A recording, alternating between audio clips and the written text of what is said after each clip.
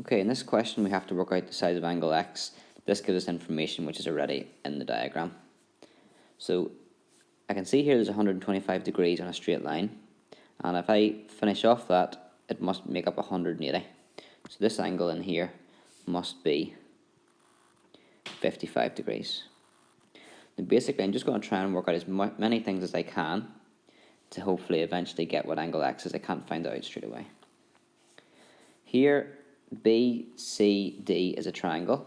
I've got two angles in the triangle, so the 55 and the 30 add up to 85. So the third angle must make up 180.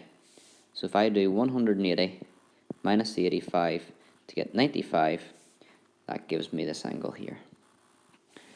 Now why bother doing that? Well, if I trace out, there's an F shape going on here.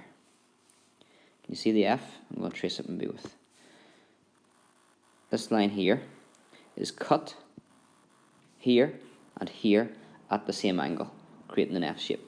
So imagine that line going on here, and then it's cut 95 degrees, and it's cut exactly the same angle, so that one must be 95 degrees too.